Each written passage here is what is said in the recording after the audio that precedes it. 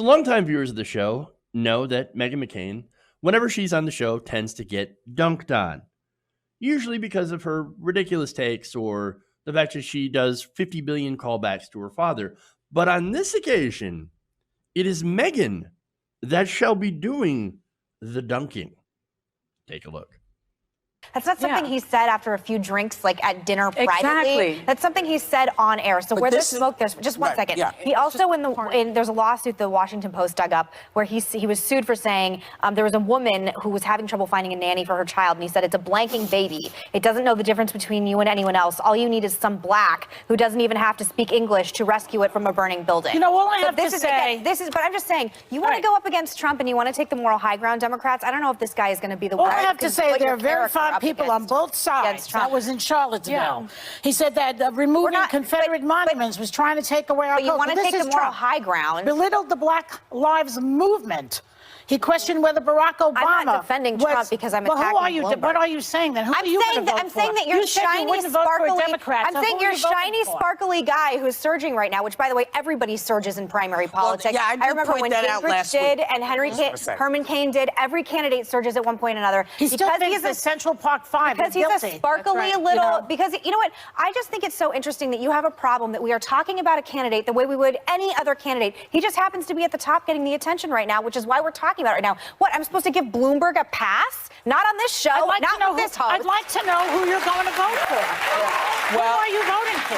Who I vote for is none of your business. But I am not voting for Trump, and I'm sure as hell not voting for Bloomberg. So then you're not going to vote. Okay.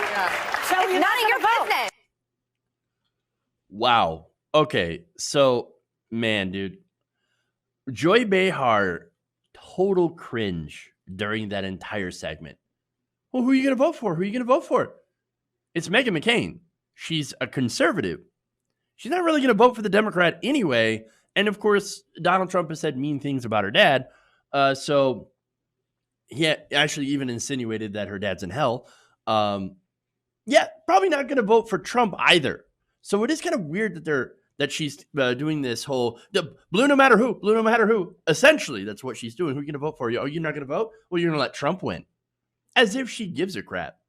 She wins. Even if Trump wins, she gets to keep her tax cuts. They're not going to touch her wealth whatsoever. And if Bloomberg wins, well, then he's not going to touch her tax cuts either. So either way, she's going to get her tax cuts. And so, but getting back to Joy Behar, the whataboutism, right? The both sides. Oh, no, it's both sides. I'm now going to bring up all the negative things that Donald Trump has done to counter what you're saying about Bloomberg. Do you know how much Meghan McCain actually cared about that? Not a damn bit. You know why?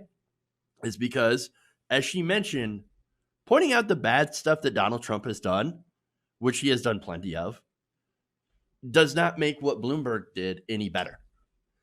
Because guess what? Bloomberg is Trump without the brain rot. And that's what this is. And only the people like who have this blue no matter who, blinders on, they're the only ones that can't seem to see that. So I don't understand, right? But look, when it comes to The View, I cannot believe people actually watch this. Seriously, though. Like, I'm totally on purpose, right? I mean, what I watch, I don't watch The View, right? I see, like, the clips and I see the stories, and I'm like, oh, I got to talk about Meghan McCain, and she's gotten, dunked on this time, which is awesome. But at this time, no, Meghan McCain's absolutely correct. She's correct on this, and she makes a good point. You're not going to take out a racist, sexist billionaire with another racist, sexist billionaire. That's not going to happen. And it's sort of the most ridiculous thing that you could even think of. Now, there is one good thing about Bloomberg running. I know you guys, you're gonna agree with me, right? The good thing is that this has basically pulled the mask off the resistance. We talk about, resistance. We got to resist Donald Trump, right? Oh, okay, resistance. I got a question for you, resistance folks. What are you resisting? I thought you were resisting Trump because he's a racist, sexist billionaire. And that he's out of touch with America. He's dangerous, right? Well, to me, now, with the support of Bloomberg, He is now second in national polls. So you cannot say that there is no support from Bloomberg.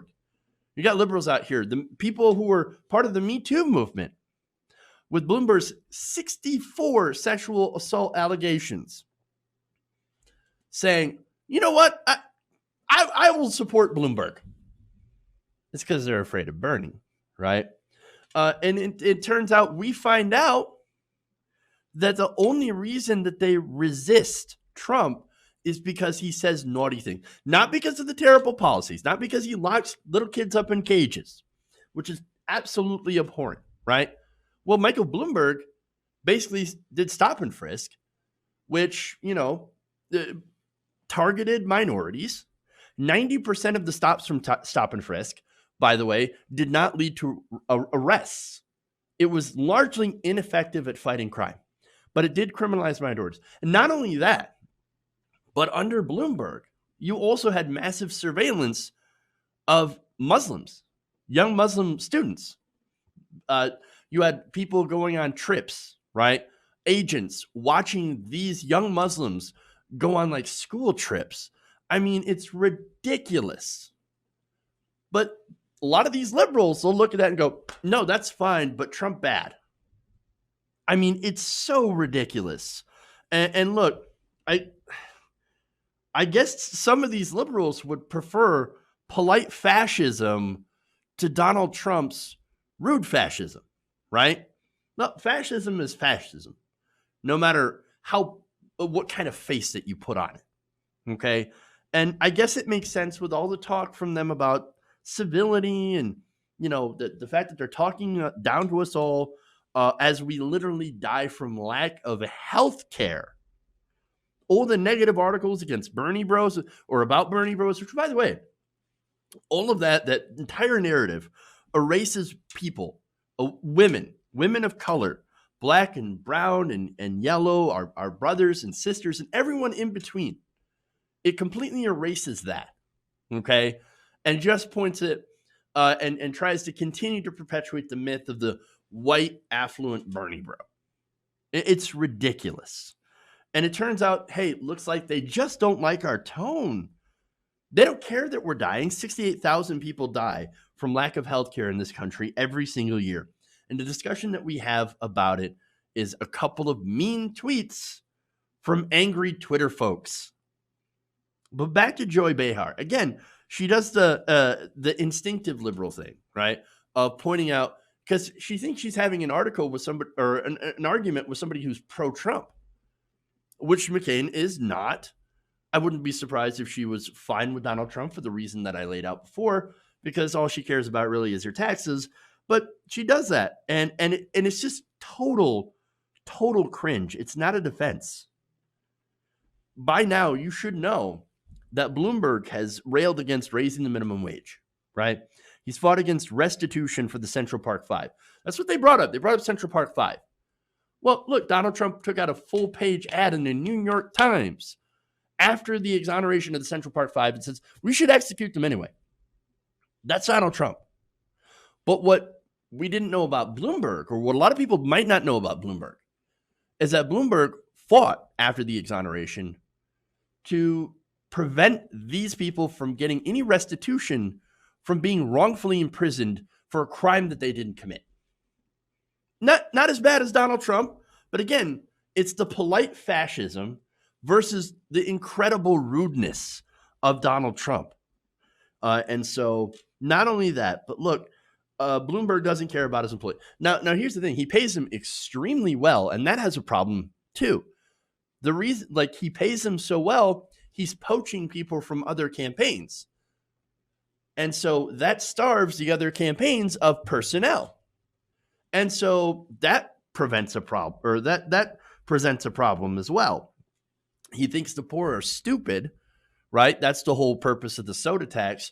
Oh, to prevent you poor people from paying more and hurting yourselves, or I'm sorry, from keeping your money and hurting yourselves, because you can't be trusted with your money because you're poor and stupid, right? All that stuff, right?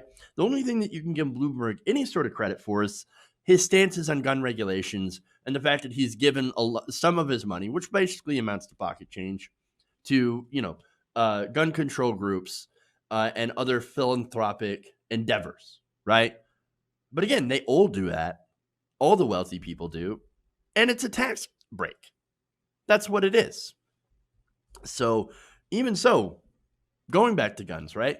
What's his big thing? His big policy to fight, against guns, to do gun control, stop and frisk.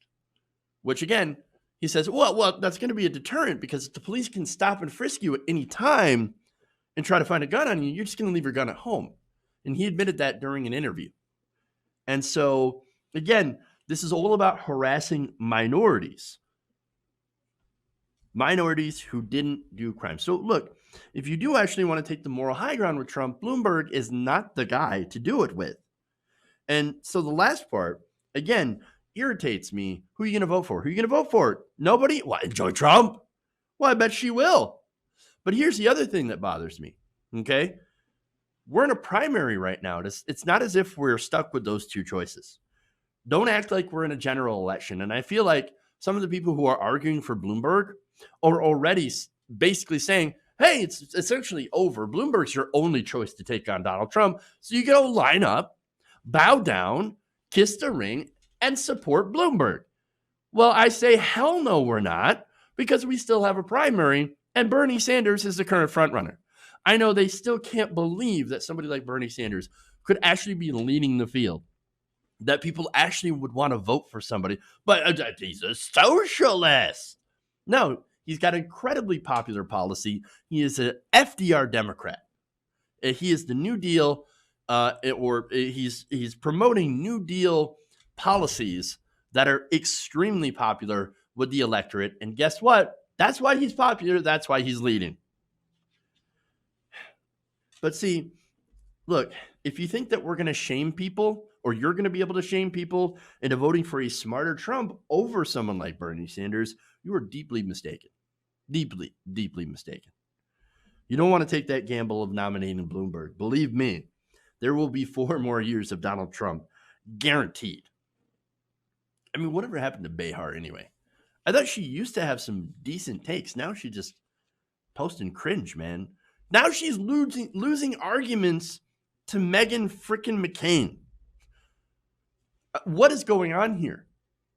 I think personally it's illustrative of how Bloomberg entering this race has broken liberal brains by making them pretzel themselves to support him over Donald Trump.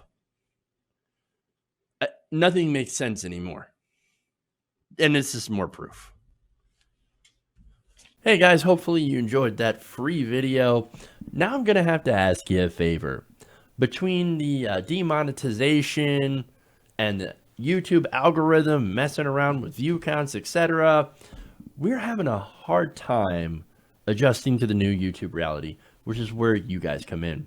See, we have a Patreon, patreon.com/TYTNation, set up to help us rely on you guys, the viewers, instead of big corporate ads.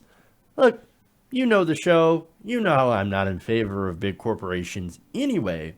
So help us transition away from relying on the ad model to pay the bills and sign up to be a patron, patreon.com/TYTNation. That goes a long way to help us keep the lights on. And you guys will know that you're supporting independent progressive media.